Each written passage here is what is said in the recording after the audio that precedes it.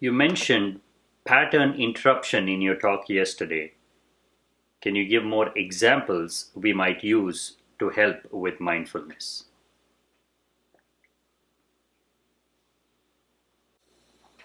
See, first, it's important to understand the difference between conscious action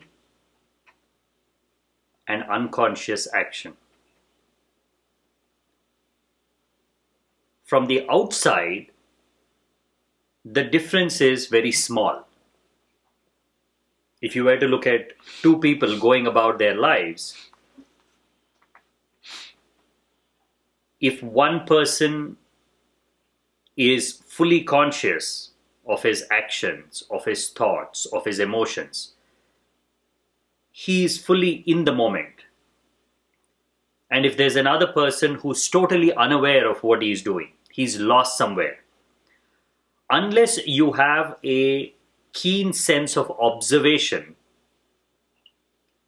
and you yourself have experienced the difference between conscious and unconscious action, you won't be able to notice the difference. Even if you notice the difference, you will not be sure if it is significant enough. Because action is what we are used to, not the stillness that supports it.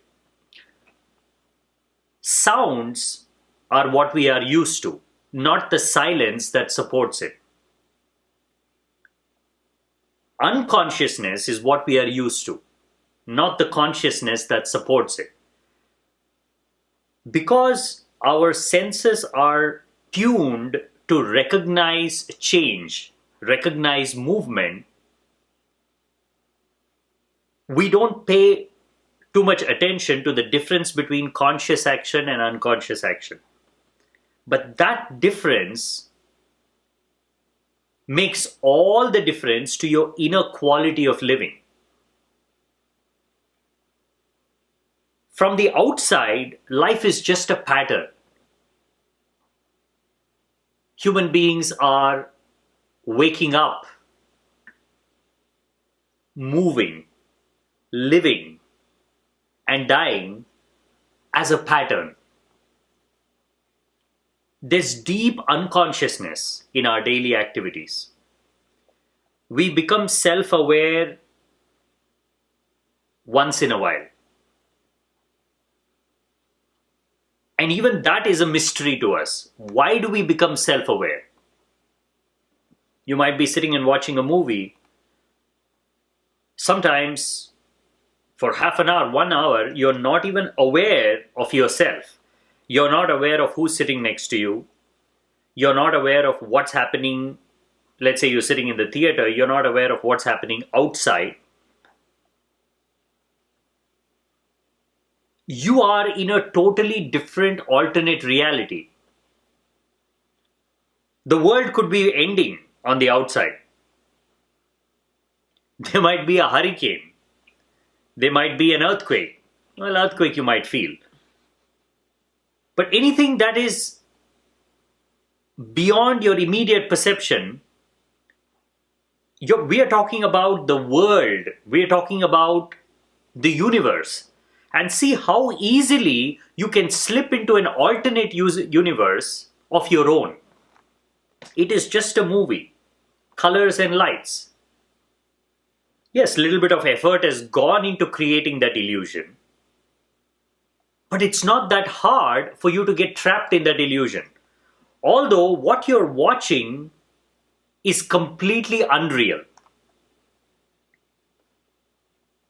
So unconsciousness is a natural state of our being. Although it shouldn't be, because deep down we are conscious beings. Unconsciousness has become so much of a reality, it has become such a deep pattern that consciousness is blinding to us. Consciousness is crippling to us. That is why when you try to become aware of your actions, it is uncomfortable. It is like walking into the sun for the first time. So, first is recognition that there is deep unconsciousness, and unconsciousness is nothing but a pattern that is already set in. You don't even have to struggle to recognize it. Your walk is an unconscious walk. We say, I am walking.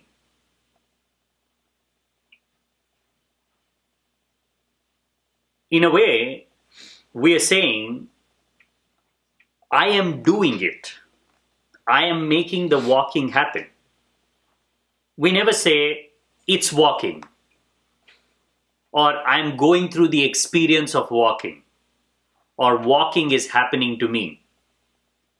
We don't use language like that because it somehow takes us out of the picture. You want to be there and you want to take credit for everything that is happening. So I am walking, I am eating, I am sleeping, even sleeping. What are you doing in sleeping? But still, you say, I am sleeping. That is where it becomes difficult for us to recognize how much of what we do is pure unconsciousness.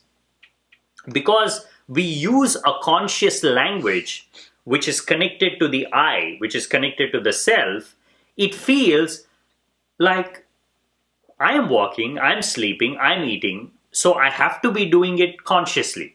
In the world of language, it appears to be conscious. In reality, there's deep unconsciousness. These are all set patterns that are just happening. So the first is to recognize that there is hardly any awareness of the present moment. The present moment, for all practical purposes, is non-existent. It is so fleeting. Once in a while, mysteriously, you're thrown back to the present moment. And as quickly as you come back, you go away. Because there's something, it's almost like there are two poles of the magnet. The mind is one pole, and the present moment is one pole. And somehow, we are the exact same pole as the present moment. So what happens when two similar forces come together? They repel each other. So it's almost like when we try to come to the present moment, it's almost like a magnet pushing us away. We are pushed away to the past or the future. And the farther we go away from our original nature to the opposite pole, we can be there for as long as we want.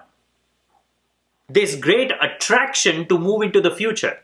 There's great attraction to move into the past. Think about it. If you were to be sitting and having a conversation with someone, which conversation is more entertaining? Is it the conversation of the present moment? What's happening right there? Would you be talking about breathing? Would you be talking about body sensations? Would you be talking about the sounds and sensations happening in the present moment? Or would you be talking about what mankind's going to be in 1,000 years? What's going to happen to humanity? Or where did we come from? How old is the universe? It's natural that we would be talking about the past and the future because that is entertainment for the mind. And that is the pattern that we need to recognize. And that is the pattern that has to be interrupted. So how do you do it? You can use every tool that is available with your mind and body to interrupt the pattern. You can use your body as a pattern interrupt. The movements of the body, the moment you recognize that it's just happening, I am not consciously doing it, interrupt the pattern. So when you're walking, change the pace of walking. It's not only slowing down. If you're walking fast, slow down. If you're walking slow, speed up. it's as much as possible trying to bring your awareness to what's happening. Similarly to your thoughts, if you've been thinking in a certain way, you can observe the pace of your thoughts. If you think it's too fast, slow it down. If you think it's too slow, pace it up.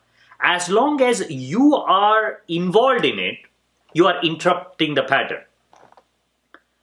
And pattern interruption is fun when you're around people. It's great fun.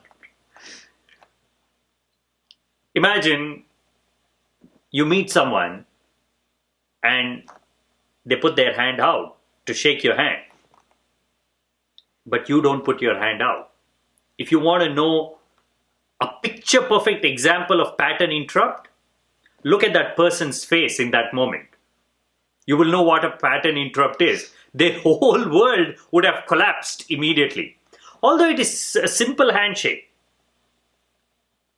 But because in their mind it is such a deep set pattern that when I put my hand out, somebody has to put their hand out and they have to shake it. That is the pattern. That is what tells me that I'm alive. If someone doesn't do that, immediately the mind is in shock. And all kinds of thought processes rush in.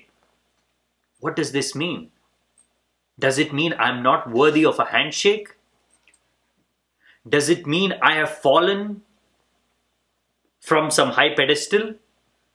Does it mean that nobody is going to shake my hand now?